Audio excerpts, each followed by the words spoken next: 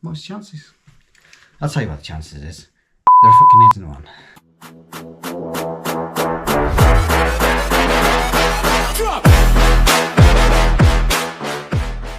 What is happening, YouTube? And welcome back to another episode. Sorry, I'm just moving some stuff out of the way. First job. It's going to be a jobbing episode. First job, we got a heavily corroded radiator. It is weeping from the weld where it joins the two panels together on this one. So unusual, never seen that before. I don't know why it's doing it at the top either. You'd expect if it was rust or anything, it would be at the bottom, but no, it's at the top. They've shut the radiator off on both sides, so it's isolated the leak. But we're going to be swapping this out. Now this is a big girl.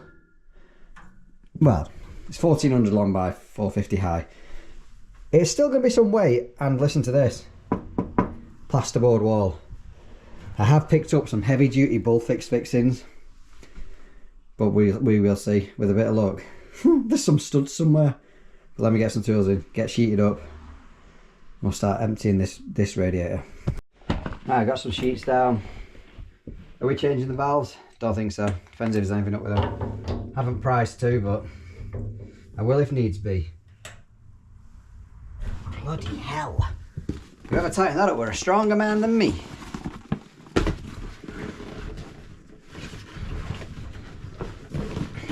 Handy folding bucket. Don't do that ever again, Dan, please.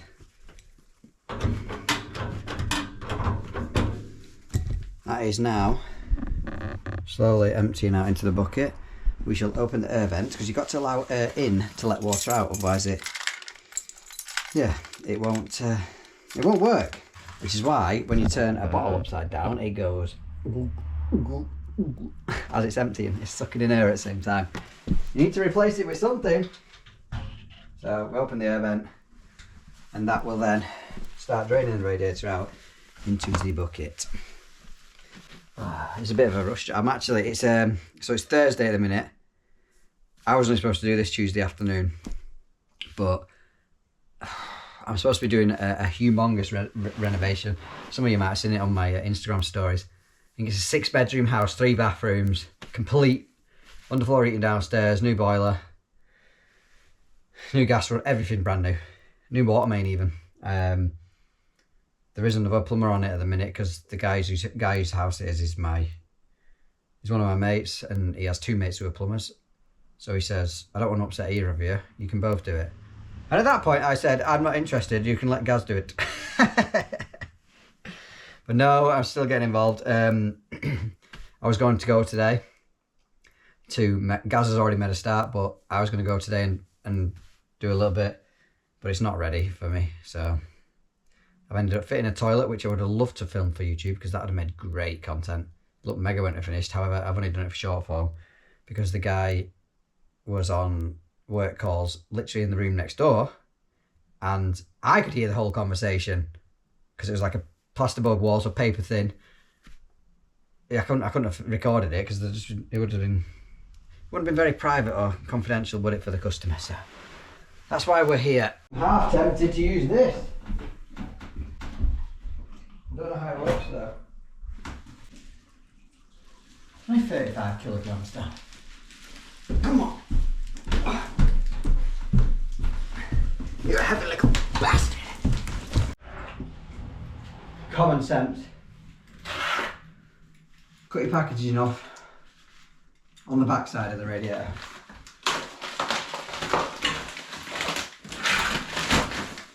Stelrad, this one. Probably one of the best manufacturers of radiators out there. What is the chances that the old brackets, well, I think that's a Permo, the old brackets, this will drop straight on? What's the chances? I'll tell you what the chances is. There fucking isn't one. Get the plumb pums on this so we can safely carry it downstairs. Well, we can carry it downstairs. Don't know about safely. That'll do. Half a bucket, that's how much water was in it. If you was curious. shut off the air vent as well, just in case you turn it upside down as you're taking it downstairs.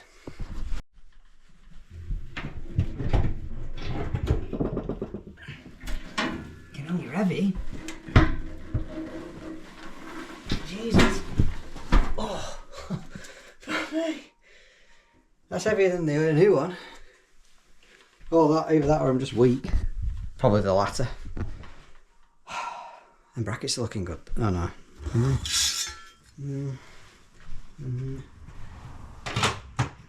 Maybe you're not, boys. Maybe. It looks like it could be. That's it. Serious, could be a steel rod. Could be. Let's take that downstairs and take the tails out because we're going to reuse them. Reuse the old valves. And hopefully them brackets are right, and that will be the first time in a long time that that's ever happened. Yeah. I just noticed something. You might be able to see it now.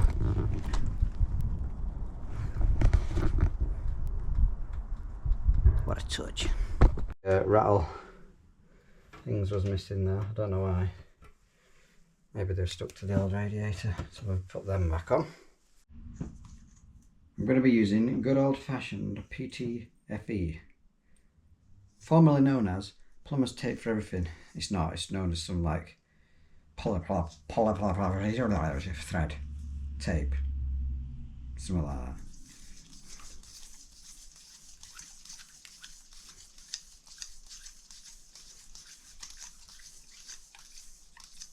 "21 times. I got 21 seconds to go. 21 times and get that squeezed into the actual thread, and that shall be found. A bit more trustworthy than the old liquid stuff. Just cleaning up the valve and drying it off, otherwise the paste won't stick. So I'm going to pre-paste both that end and the nut and olive side, because once it's on, I don't think I'll be able to get in.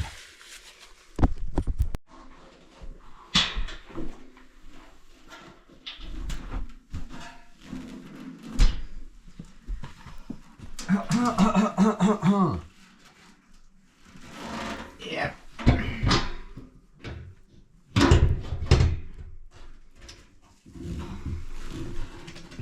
Out my way.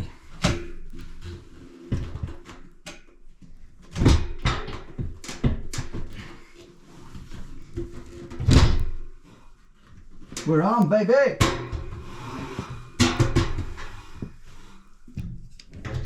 Delicious. Fucking loads of movement on the pipe. When you don't want any movement on the pipe, there's none. When you don't want any movement on the pipe, there's loads. When you want movement on the pipe, there's nothing. It's just simple now. I was winding these on, nipping them up, plug and vent in.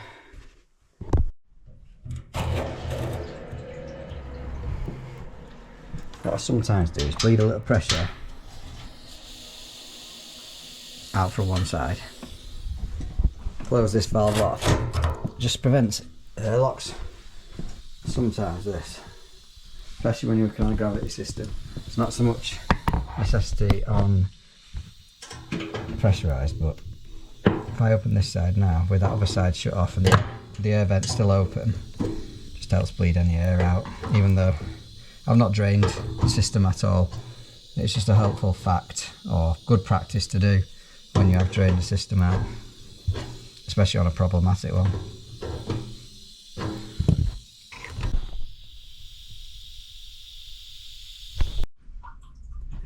Need to add some pressure.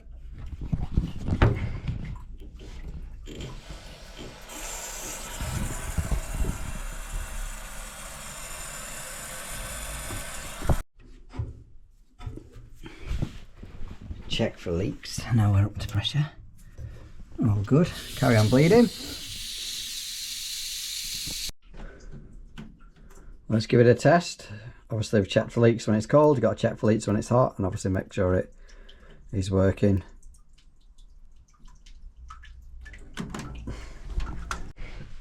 Should really have added some inhibitor, but I'm going to be draining this system down again in a couple of months because the boiler's on its last legs, so save the cost of that for the customer.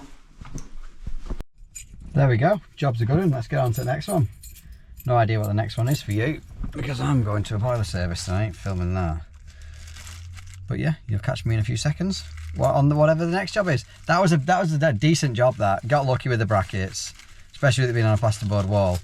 However old that radiator is, it's held on to the fixings what they've put in there, so there's no way I was going to disturb them.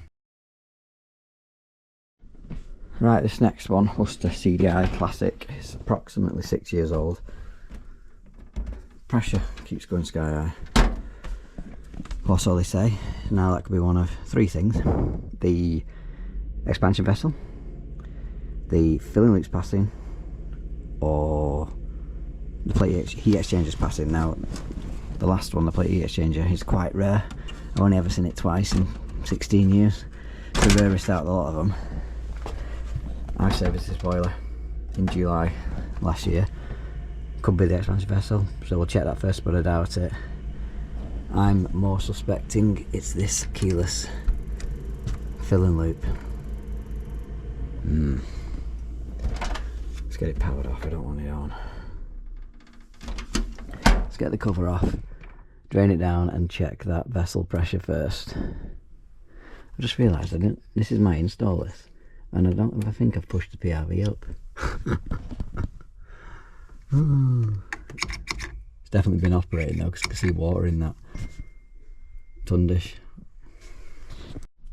Bit of silicone grease in, because if we do need to put any pressure in, it helps it reseal. We'll line that onto there. Sounds like it's full of pressure, let's be fair. However, so's the boiler at the minute. Now these newer Worcesters have a hose built onto the drain off, so it discharges down the condensate.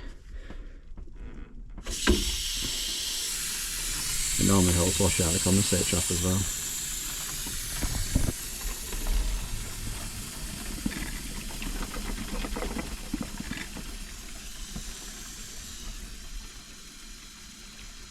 We'll take that down to 0, because you need it at 0 to be able to check the pressure in the vessel. I don't know if you can hear that. That's that. Definitely passing. Out of curiosity, that's our vessel pressure. Bang on. That is passing. I don't have one on the van. Not a Worcester one anyway. I know back seas are made at the same place. But I do have the filling loop with the key. So I'm going to give the customer the option. That is expensive, that one. Either way, it's going to need changing, so did you hear it? The noise stop, if you listen.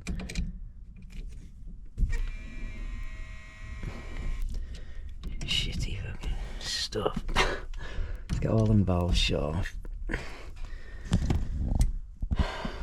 Simple to remove, there's some Allen keys in various holes, depends on where you've put them in to begin with.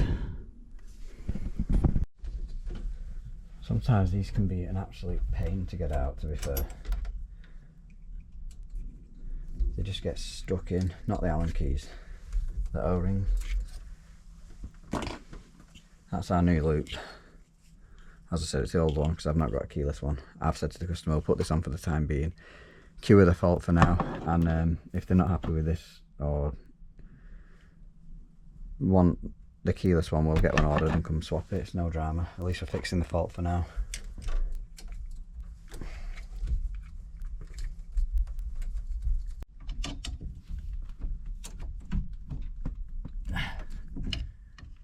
I hate the gate. Shitty fucking thing.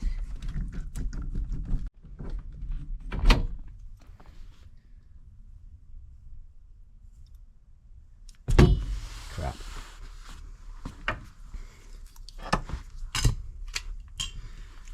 New one.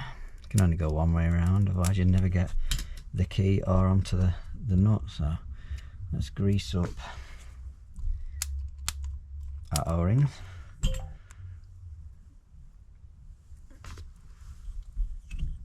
Check there's no debris in there. Check there's no debris mediums in there and push it in. It's got a bit of resistance on that one. There we go. It's wanting to push back, I don't know if you see that. I'll have to hold it there whilst we get some Allen keys in. Not Allen keys, whilst we get some grub screws in. The thing you're using, the tool, isn't Allen key. I say it all the time, I apologise. We all know I'm a little bit backward. Turn the water back on. Heating valves back on.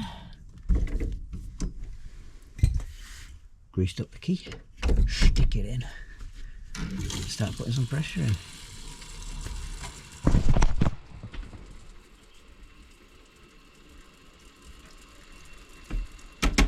Wakey.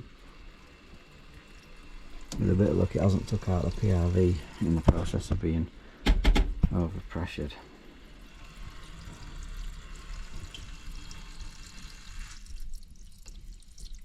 I've left the drain off open. I was like, why can I hear the condensate running?